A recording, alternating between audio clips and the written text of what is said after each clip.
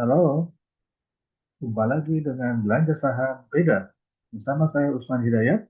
Assalamualaikum warahmatullahi wabarakatuh. Apa kabar Bapak-Bapak, Ibu-Ibu, teman-teman sekalian? Semoga tetap semangat, sehat-sehat ya. Sahamnya anjlok kemarin. Ada apa dengan Bank Himbara? Kita tahu bahwa kemarin 30 Juni ya, dan kita harapkan window dressing berlanjut utamanya dengan incaran saham-saham Bank Himbara. Tampaknya tidak hanya Bank Himbara ya, ada infrastruktur naik ya.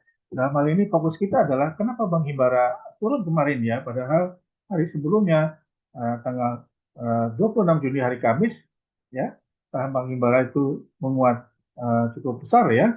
Ada beberapa spekulasi yang beredar di pasar bahwa persepsi investor terhadap Bank Himbara tampaknya negatif ya, ada sentimen negatif dengan dibebaninya Bank Himbara program-program pemerintah yang terkait dengan pembangunan 3 juta rumah subsidi dan kesediaan atau standby loan dari Bank Himbara kepada koperasi desa atau koperasi kelurahan ya.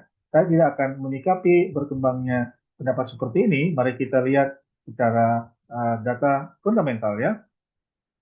Baik, uh, kembali disclaimer saya perlu tekankan bahwa ini pendapat pribadi, tanggung jawab ada di tangan Bapak Ibu sekalian dalam bertransaksi saham, dan kami anjurkan Bapak Ibu mempertimbangkan seluruh informasi yang relevan, termasuk sesuai dengan peraturan perundang-undangan di bidang pasar modal ya. Kemarin IHSG naik 0,44%, IHSG 45 naik 0,27%, dan DI 30 naik 1,94% ya. Namun secara regional cukup beragam. Indeks Nikkei naik 0,84%, Taiwan naik 1, Taiwan turun 1,44%, dan Singapura turun 0,605% ya.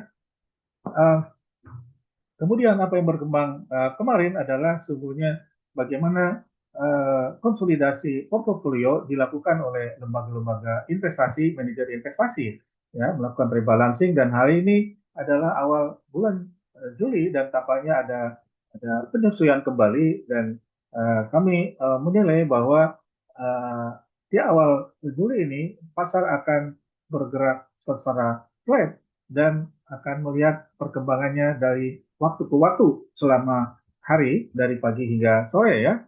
Dan diawali dengan berita Danamtara akan gabungkan 16 perusahaan asuransi BUMN. Tentu saja ini akan memunculkan sentimen di market ya. Jadi kalau ini memberikan manfaat, membuat perusahaan asuransi lebih efektif dan efisien, organisasinya lebih efisien, fokus bisnisnya lebih efektif, tentu saja akan memberikan sentimen positif, lebih-lebih kalau Danantara atau pemerintah melihat ada berbagai problem di dalam asuransi BUMN yang harus dibenahi ya. Nah, kita lihat apa yang terjadi dengan Bank Himbara. Sekilas saya akan menyajikan data yang saya ambil dari Bursa Efek Indonesia ya. Uh, ini ada Bank Mandiri, BRI, Bank BTN, dan Bank BNI ya. Namun sampai tadi pagi saya lihat datanya belum tersedia dengan baik, jadi saya undur masih tidak berhasil ya. Jadi Bank BNI kita belum bisa sajikan ya, jadi 3 bank saja. Bank Mandiri asetnya berapa ini? Dalam juta rupiah, jadi 2.463,65 triliun ya. Ini lebih tinggi dibanding Bank BRI yang hanya 2.098 triliun dan jauh lebih tinggi dibanding Bank BTN yang hanya 468 triliun ya. Nah, ini tumbuh secara kuartal to kuartal ya, kuartal 1 2025 dibanding kuartal 1 2024 besar 1,5%, sementara Bank BRI meningkat lebih tinggi sebesar 5,28%, dan Bank BTN justru melemah ya, karena biasanya konsolidasi di kuartal awal itu lebih banyak dialami oleh bank yang fokus pada kredit-kredit perumahan ya. Kemudian kreditnya naik hanya sedikit Bank Mandiri 0,13%, BRI 1,25%, dan BTN 0,88% ya. saya kira Bapak Ibu bisa capture, bisa membaca ya, menganalisa lebih lanjut ya. Tapi bottom line-nya saya ingin sampaikan bahwa eh, dalam hal laba rugi ya, pendapatan bunga Bank Mandiri naik 11,51%, sangat tinggi dibanding dengan pendapatan Bank BRI yang turun sebesar 1,52%, dan saham Bank BTN pendapatan bunganya naik 6,77% ya. Nah, meskipun kenaikan pendapatan bunga ini cukup tinggi, namun margin bunga bersihnya hanya 64,36% ya, artinya ada penurunan dibanding kuartal sebelumnya tahun 2024 ya. Jadi saya sebutkan margin bunga ini bukan bukan net interest margin Bapak Ibu ya. Jadi uh, ini adalah bunga bersih dibanding pendapatan bunga ya, di 64,36% Mandiri, 17,194 BRI, dan 5,8% untuk Bank BTN ya. Tampak BRI paling besar karena kita tahu kredit mikro yang banyak ditangani oleh Bank BRI relatif lebih tinggi mengambil beban bunga kepada debiturnya ya. Namun penurunan Bank BRI, pendapatan bunga bersih atau margin bunga bersih Bank BRI hanya 0,25%, sementara Mandiri hingga 5,43% ya. Dan untuk Bank BTN justru meningkat 7,17%. Mungkin ini yang menjadi sorotan investor, kenapa Bank BTN belakangan ini kenaikan harga sahamnya jauh lebih tinggi dibanding Mandiri dan BRI ya, year to date return-nya sejak awal tahun ya. Kemudian ini laba dibanding modal ya, atau return on equity annualized ya, disetahunkan 20,38%, BRI hanya 18,05%, dan yang paling kecil Bank BTN 10,78% ya.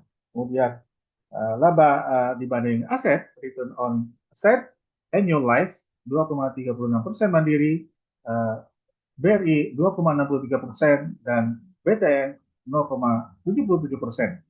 Jadi tampak bahwa profitabilitas Bank Himbara paling besar dibukukan oleh Bank BRI, disusul oleh dari segi aset ya, disusul oleh Bank Mandiri, dan kemudian Bank BTN.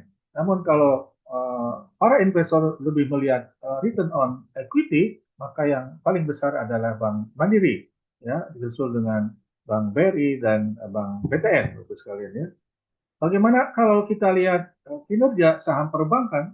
Ini yang saya bilang bahwa kemarin saham Bank Himbara itu anjlok ya, turun BRI 2,36%, Bank BTN 3,04%, dan Bank Mandiri 2,89%. Ini relatif tinggi sekali dibanding perbankan lainnya. Jadi ini untuk sektor keuangan ya, di dalamnya ada perbankan dan asuransi ya. Jadi ini relatif tertinggal ya. Kemudian volatilitasnya ada penurunan, dan ini dialami oleh seluruh saham ya. Volatilitas 1 bulan dibanding 3 bulan, 1 bulan dibanding 6 bulan ada penurunan. Kemudian dari segi moving average ya, saham-saham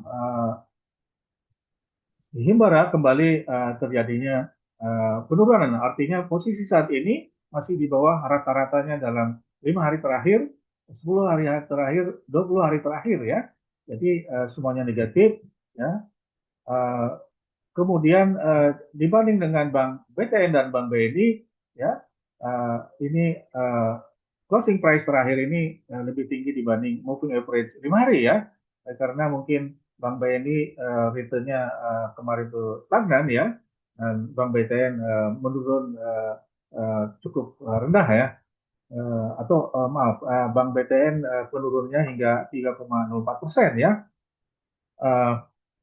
Namun posisinya dibanding moving average 5 hari masih lebih tinggi ya. Jadi hati-hati dengan kedua saham ini ya.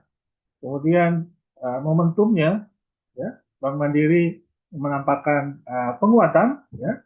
kemudian Bank BTN, BNI dan BRI juga menunjukkan tren penguatan ya dari RSI 5 ke RSI 10 ya. Namun ini harus dikonfirmasi lagi ya dengan ini peningkatan likuiditas, kemudian volatilitasnya juga meningkat secara transaksi ya, secara value-nya meningkat ya.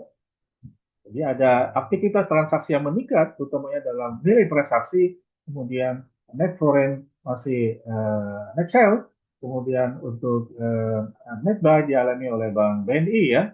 Nah, secara valuasi saham ini relatif, saham Himbara relatif murah ya. Uh, ini yang negatif ini Saratoga ini investment ya, tampak price earning ratio-nya negatif ya karena laba per sahamnya negatif ya.